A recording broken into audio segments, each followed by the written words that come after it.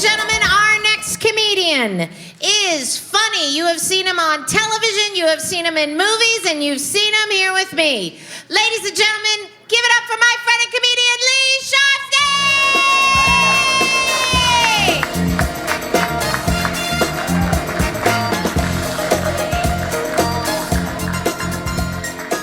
I think we're at the right height. Oh yeah, we are. At the right height, yeah, sure. Here, okay. Yeah, I like it over here. I like it up here. How do you guys like it down there? How's everybody feeling? No, really, I really want to know. Like, I'm not just empty words. I want to know. You know, it's nice that we're traveling again, right? You know, but there are just some things that you never thought twice about before that are just a little more, like, uncomfortable now, right? Like public bathrooms. It's like a COVID dance party in there. And you know those Dyson air dryers where you have to, like, stick your hands down into, like, the pit and then draw them back through the blades of wind and, like, without trying to, like, touch the puddles of scum at the bottom or touch the edges on the way out?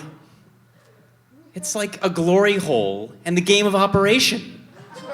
It takes a steady hand to get dry hands, or sorry, you got a communicable disease. Planes are getting crowded again. Okay, hold on. Who ever thought it was a good idea in the first place to pack 200 people into a confined space for 6 hours? Oh, you guys thought it was a good idea? All right. Can't talk to you guys. Did you ever get up too soon after takeoff, though, to use the bathroom? Like, it feels like, you know, you're at cruising altitude. The flight attendants are loading the beverage carts. I figured it's got to be safe, right, to go use the bathroom. So I go up and use the bathroom. No sooner do I get in the bathroom than the announcement comes on. Passengers, please remain in your seats until we have reached cruising altitude, at which point the captain will turn off the no seatbelt sign, which will indicate it is safe to move about the cabin. You son of a bitch. You saw me get up and go to the bathroom. Like, you could have told me then, instead of waiting till I was in the bathroom and then plane shaming me. And then I have to do the walk of plane shame back to my seat. And that's where every passenger gets to side-eye me from every aisle, sitting there all smug with their full bladders. You know, it's the worst because, like, you have to wear that mark of shame for that entire flight. So I figure, you know, I might as well lean into it, you know? I kick off my feet, lounge out in my socks, steal some extra snacks and waters off the beverage cart in the galley, use the first class bathroom, of course. And oh, you bet I'm gonna open up that overhead compartment without taking a care if things may have shifted during flight.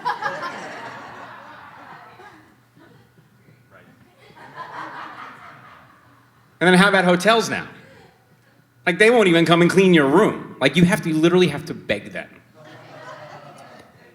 But instead, and I guess maybe they feel like this is a replacement for that, instead, and on the, like, the flat screen TVs in the room, like, you know, usually they have, like, advertisements for, like, the restaurants or, like, sights to see around the area.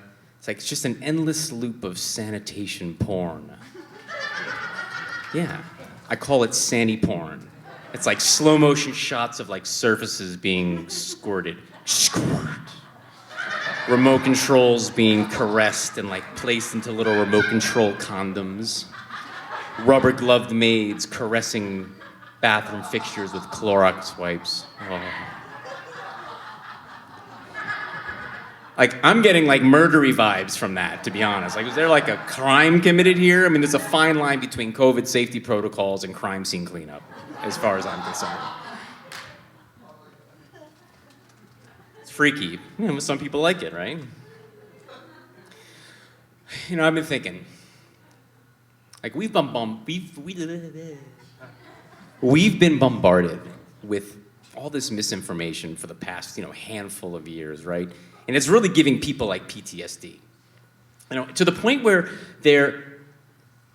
people are going like out of their way in a really weird ways to prove that like they're telling the truth about something.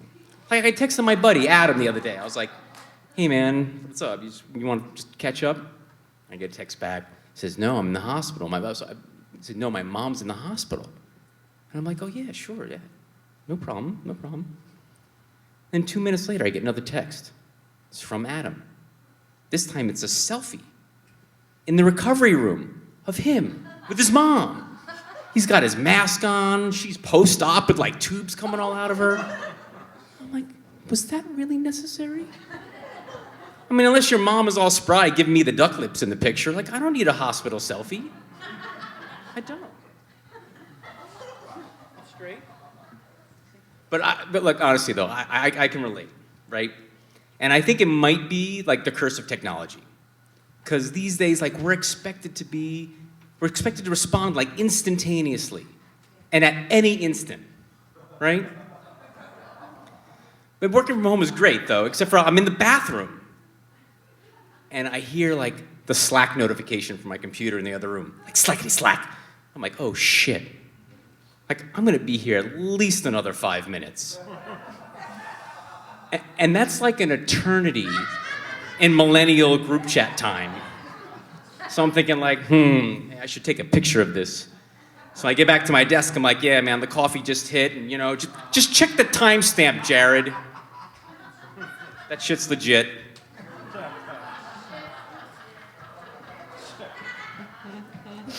Too legit. But you know, the truth is precious. It really is. And I really feel for the younger generations who have been brought up in this culture where like nothing is valid unless they've, you know, captured it somehow.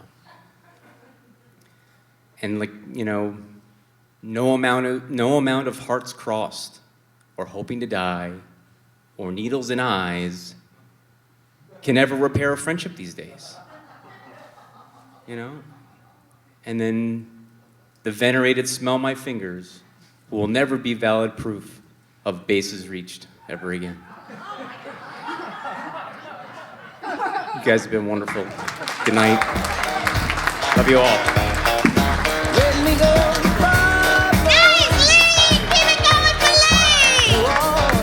Sandy porn. I know. Sandy porn. It's a whole thing. Everything's going to be okay, guys. We're all going to be okay. It reminded me that my spouse, she's Irish, which means, and she's not here, so fuck it, let's talk about her. But she really likes chicken. Like, she really likes everything overdone. She's that Irish. And she just lives to, so we call it Chernobyl chicken. So first she wants me to boil it, then she wants me to broil it, then she wants me to bake it. And just before we serve it, we like nuke it for another 7 minutes. It's like, so like Sandy porn reminded me of that. All right, it's still in the works. We'll work on that one.